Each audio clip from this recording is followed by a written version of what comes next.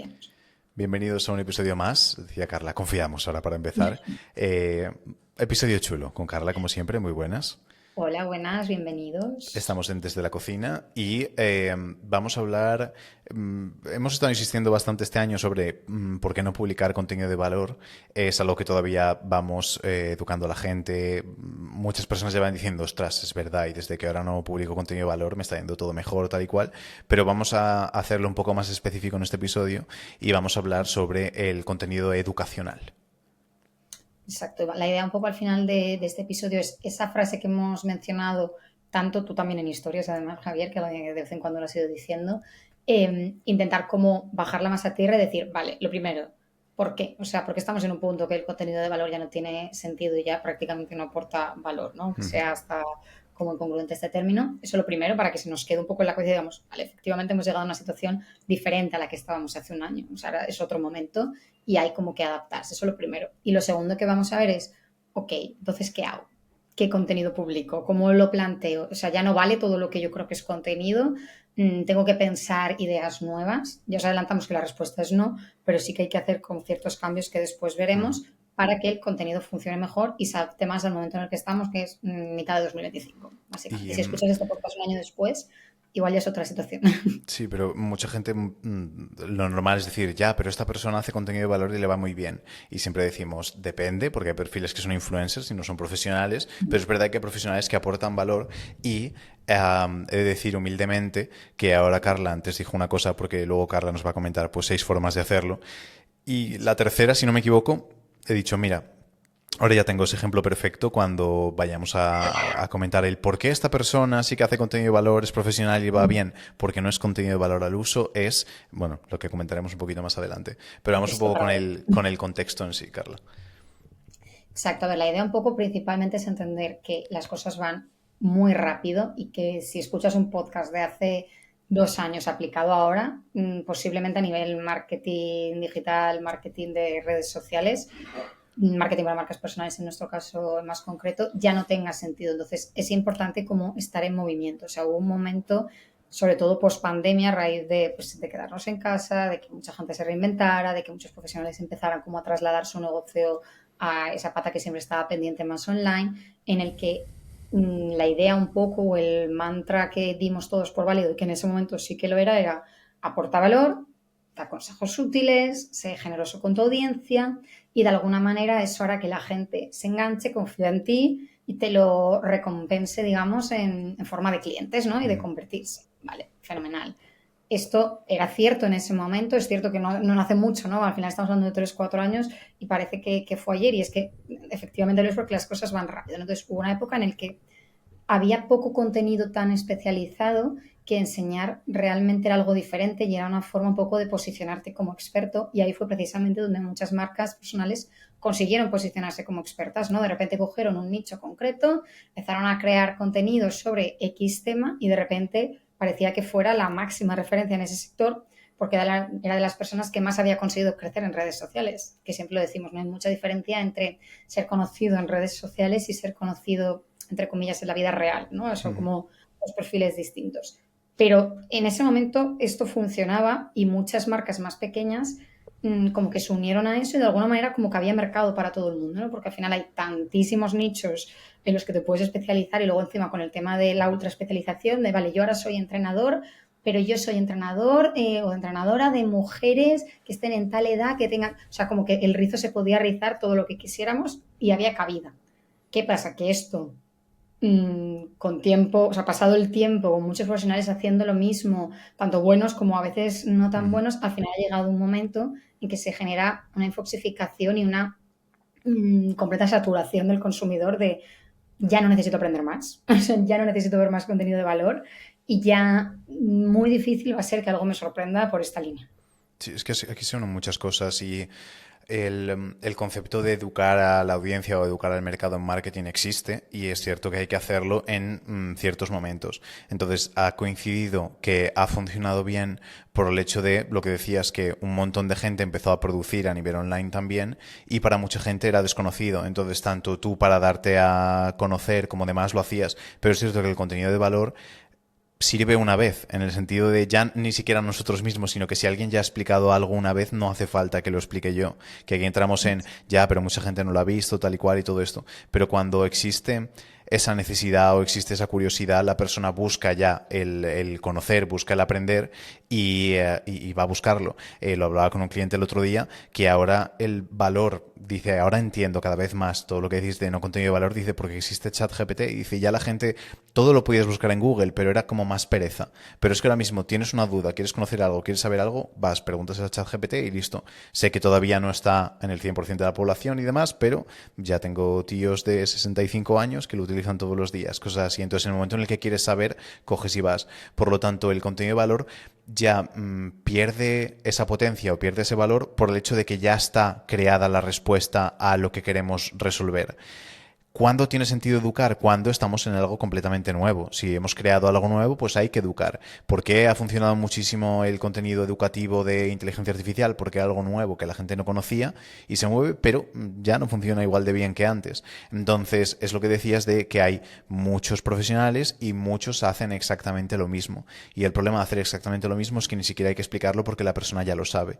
Y por eso el contenido de valor deja de perder fuerza, porque muchas veces explicamos cosas que incluso nuestro propio cliente ya sabe, y es un poco riza al rizo y pierde sentido. ¿Creamos algo nuevo? ¿Tenemos algún factor diferencial tan importante como nosotros que con los bistros creamos mecanismos de separación, por ejemplo, o nosotros que creamos mecanismos únicos como eso? Pues el contenido del chef hay que explicarlo, porque es el contenido del chef, ¿qué es? Y le preguntas a ChatGPT y te dicen idea, no sé de qué me estás hablando. Ahí Pues sí que puede hay haber, tiempo que esperar. claro, puede haber una necesidad de educación, pero en la gran mayoría de ocasiones no hace falta. Y estaba pensando ahora, por ejemplo, estudio mucho al mercado de entrenadores personales y hay varios, alguno que conozco y que me cae muy bien y todo eso, pero a veces hace contenido de valor que es 2 quesos del Mercadona que puedes consumir, este que es light y este que también es light, y es ok.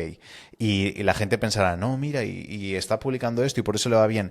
Y te aseguro que hay 80 cosas que hace detrás de esa publicación que es la que realmente hace que consiga los clientes, y no por decirte en Mercadona, mira, estos quesos light que tienen menos grasa porque pone light. Ya está, todo el mundo lo sabe, no le estás a nadie descubriendo América en base a eso. Por eso tienen que entender que hay ciertos momentos donde puede tener sentido educar, hacer contenido educativo, pero en la gran mayoría de ocasiones no. No, y además ese punto es interesante por lo que dices, ¿no? De que pueden haber casos en los que todavía tenga sentido ese tipo de contenido, pero cada uno ha de ser lo suficientemente crítico consigo mismo como para decir, vale, esto es uno de esos casos.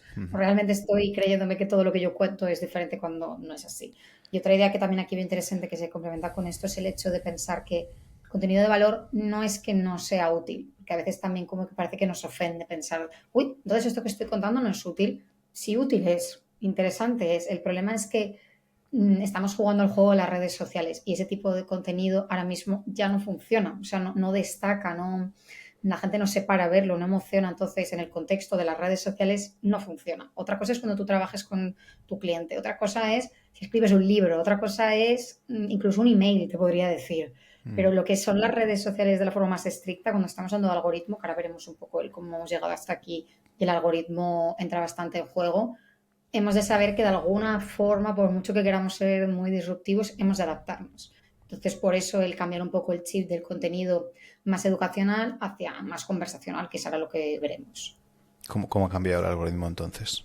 ¿Qué ha pasado? Exacto. Vamos a ver un poco cómo, desde nuestro punto de vista, los 3 detonantes que han hecho que lleguemos a este punto en el que efectivamente el contenido de valor ya no es tan útil como lo era hace unos escasos años. ¿Vale? Entonces, el primero de todos es el tema de que el algoritmo ha cambiado. Al final, tanto Instagram como TikTok, como YouTube, como cualquier red social que funcione con algoritmos, priorizan a día de hoy, en otros momentos se han priorizado otras cosas, ¿vale? Pero a día de hoy lo que más se prioriza es el tema de visionado, porque al final lo que les interesa a las plataformas son creadores que consigan que los usuarios se queden el mayor tiempo posible dentro de la plataforma, porque como ya hemos hablado también muchas veces, cuanto más tiempo estás dentro de la plataforma, pues evidentemente más tiempo tienes para ver anuncios, que al final es un poco de lo que viven en gran parte estas plataformas. Entonces, aunque ha habido momentos en los que se priorizaba más el tema de guardados y cosas así puntuales que se han ido diciendo también un poco como al aire, digamos, la realidad es que lo que quiere la plataforma es que tú estés mucho tiempo viendo.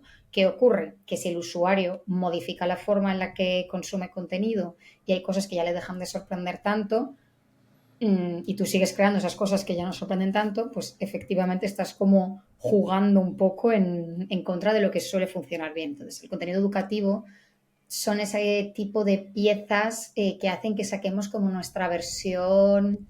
Hablaba esto el otro día con una clienta de que hay un modo de consumir contenido que creo que me dijo que era como muy de, me sale ratón o ardilla, pero no es ninguna de esas palabras, pero como hámster del conocimiento, ¿vale? Ah, Como de querer guardarlo todo. Entonces, esto que queremos como guardar cursos, PDFs, síndrome de descargarnos todo, ¿no? Diógenes Sí, informático. una imagen digital, algo Ah, así podemos decir.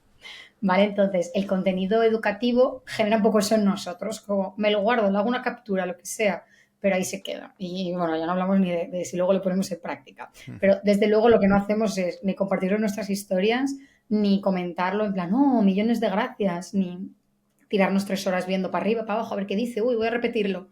No pasan estas cosas. ¿Vale? Igual tú que nos estás escuchando eres un caso extraordinario, pero la gran mayoría de usuarios de redes no consumimos así. Entonces, esto es un problema. sí, es que lo mismo, aquí alguno puede tener la excepción de lo que dices de no, por excepción tal, pero la gran mayoría de la gente lo que hace es entretenimiento y ya está. Y al final, bueno, una de las claves que podemos comentar en este episodio es el hecho de que todo lo que hacemos tiene que tener cierto gancho de entretenimiento dentro de eso. Y entonces a veces la gente piensa, no, estoy haciendo contenido de valor y me está yendo bien, y es no, estás entreteniendo y te está yendo bien. Porque la gente eso busca entretenerse, tu contenido es entretenido y entonces a raíz de eso sale. Y es, en inglés le llaman infotainment, creo que es como información y entertainment y entretenimiento. Entonces es un poco la mezcla entre ambos. Para mí ese sería casi el único contenido de valor, entre comillas, que puedes decir es útil, pero no tenemos que olvidar que el entretenimiento es como la forma más básica de atención. Si nos centramos, por ejemplo, en cómo paga la publicidad YouTube y demás, todos los canales de entretenimiento siempre son los menores pagados, porque la audiencia que busca entretenerse normalmente luego no genera alguna acción. El mejor reel en Instagram es en el que después de ver un reel consumes otro, es decir, el scroll este infinito que hacemos, ese es el mejor reel, pero a nosotros no nos beneficia, solo beneficia a Instagram. Lo que nosotros tenemos que hacer es un reel que la persona quiera seguir consumiendo, pero que pare, que actúe, que nos siga, que comente, que interaccione. Y es un poco pues eso, el episodio es qué contenido tenemos que hacer que no es contenido educacional, y es contenido pues conversacional, es contenido de acción, contenido que haga que la persona deje de tener ese síndrome de Diógenes digital, que deje de ser un zombie de la consumición y que de repente pare y diga, vale, voy a hacer el siguiente paso que esta pieza de contenido me está mandando a hacer. Exacto, sí, porque antes de entrar más en detalle de qué es el contenido conversacional como tal, las otras dos cosas que consideramos que nos han llevado un poco hasta aquí principalmente es lo que dices, ¿no? De que el usuario como tal ha cambiado, la forma de consumo es diferente, ya no queremos aprender por aprender, lo que antes nos parecía súper interesante de, oh, de repente puedo aprender un tip de psicología o de repente puedo aprender por qué tengo que ganar más masa muscular que hacer cardio, cosas de estas, ¿no? Vale, todo esto está muy bien, pero ya no queremos más información, o sea, ahora priorizamos otras cosas, bueno, más que otras cosas diría otra cosa en concreto, que es el tema de la conexión, o sea, al final queremos vernos reflejados en otros, queremos poder sentir que somos partes de algo, queremos como ese efecto comunidad, ese efecto, esto también me pasa a mí, o esto también lo conozco yo. Ayer leía un libro que hablaba de sesgos y hablaba de cómo el sesgo de la comunidad es uno de los más potentes que hay y cómo somos capaces de priorizar o de afirmar o de negar o de cualquier cosa con también sentirnos como fuera de algo y como ser fieles a esa comunidad. Entonces, eso es lo más potente que puede hacer un creador de contenido a día de hoy, conseguir que la gente se sienta parte de su comunidad. Y para eso está el que la gente interactúe, que la gente comparta, que comente, que diga, oh, esto yo lo entiendo. Oh, o sea, eso es un poco lo que tenemos que buscar, más que ser nosotros los que les enseñamos como cosas constantemente. Hay dos. Un estudio, el estudio que se supone que es serio, solo escuché a alguien narrarlo, entonces no sé si ese estudio existe ni nada, pero el otro sí que vi y era una especie de como de bromas, y es para entender el valor de la comunidad. El estudio que si es cierto todo, que asumo que sí, porque no tendría sentido meter en esto, pero era un estudio que cogieron pues eso, a una persona, la pusieron en una habitación como una sala de espera y cada X tiempo sonaba como una alarma o sonaba un sonido y entonces todo el mundo se levantaba. Y al principio cuando se levantaba todo el mundo, pues la persona se quedaba sentada porque no entendía qué pasaba. Pero volvía a pasar, volvía a sonar otra alarma, se volvía a levantar todo el mundo y al paso de unos pocos minutos, la persona que estaba ahí como con conejillo de Sí, Indias, el sujeto del estudio. sí, como el sujeto del estudio, de repente se empezaba a levantar la gran mayoría. Y bueno, hablaban el narrador de que a la persona que no se levantaba nunca lo etiquetaban como de psicópata por no tener presión de grupo y bla, bla.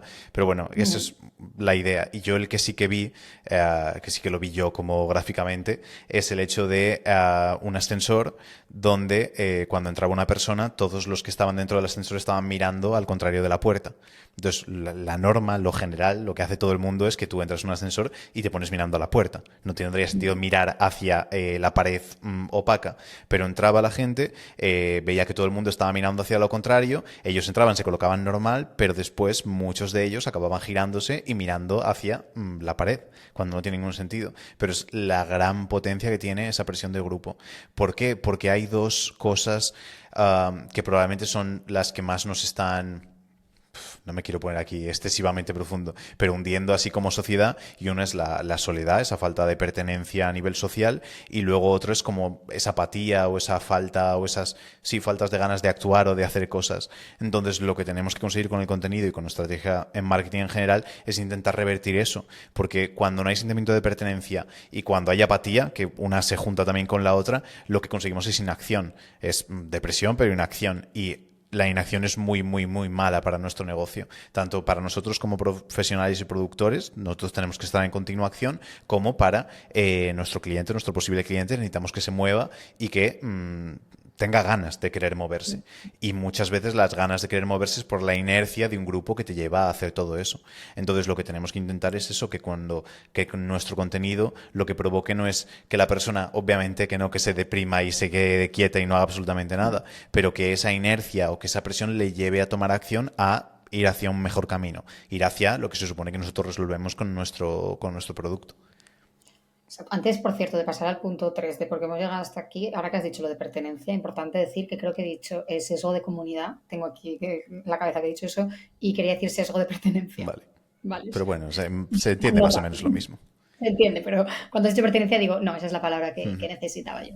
Vale, no, el tercer punto, que es un poco como la conclusión de todo esto, no tenemos el tema de que el algoritmo ha cambiado, el tema de que el usuario ha cambiado como tal, y luego, por último, el tema de que precisamente por esto el formato ya no emociona, y lo que en un momento era sorprendente y, oh, qué novedad, y, oh, qué maravilla, ha dejado de serlo. Entonces, no pasa nada, simplemente hay que adaptarse, igual que lo que decías de contenido educando en IA, funcionó muy bien cuando era novedad.